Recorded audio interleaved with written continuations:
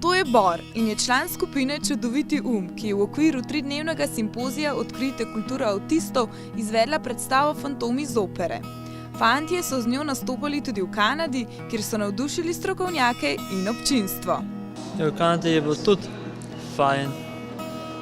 Smo videli kar nekaj zanimivosti. Pa skozi mesto, skozi sem se tudi šel. Simpozij na Bledu je organizirala kanadska organizacija Anka. Kot nam je povedala predsednica organizacije, želijo ljudem prikazati kulturo avtistov. Vsi, ki se pridružijo Anki, naravno živijo avtizem. We are a culture and like any group of human beings, there's all kinds of differences within that culture as well. But it doesn't mean that we're all painted with the same brush and that as a culture we cannot contribute to society.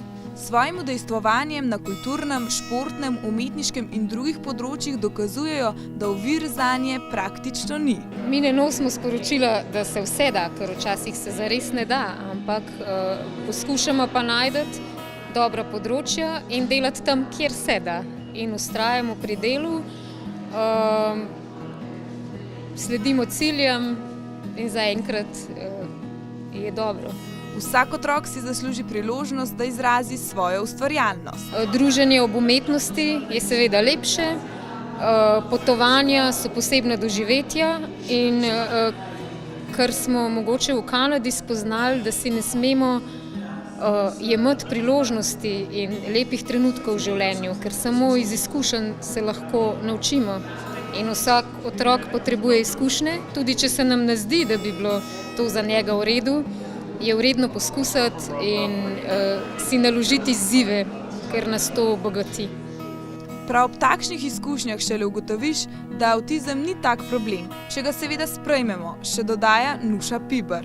Delo z avtisti se ne razlikuje od dela z ostalimi otroki. Jaz sem glasbena pedagoginja in jaz delam glasbo z mladi otroki, tudi z osebi z avtizmom in je mogoče navdušenje samo večje. So kreativni, talentirani in zmorejo marsikaj. Na 3-dnevnem dogodku so posamezniki in organizacije z vsega sveta s krajšimi filmčki in nastopi na odru festivalne dvorane dokazali, kaj vse se da, če imaš rad tisto, kar počneš. Seveda je pri tem pomembno imeti tudi ustrezno podporo. To je vrlo redka situacija, da se neko bavi kulturom autistične populacije. Obično su neki drugi problemi ispred svega toga, predrasude, stigmatizacija, tako da se ti njihovi talenti i kreativnost zanemaruju. Dakle, osobe sa autizmom se najčešće gledaju kroz ono što one ne mogu, a ne kroz ono što one mogu.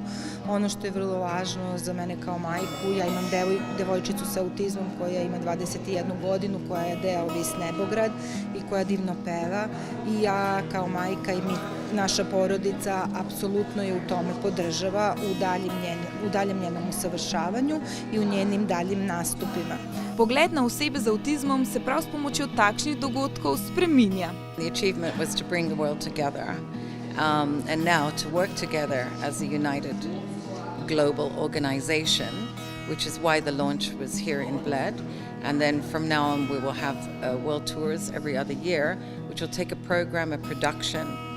Our goal in 3 years is that any performer or entrepreneur within that network that is in the production will be paid, and that will further educate the society in a global manner.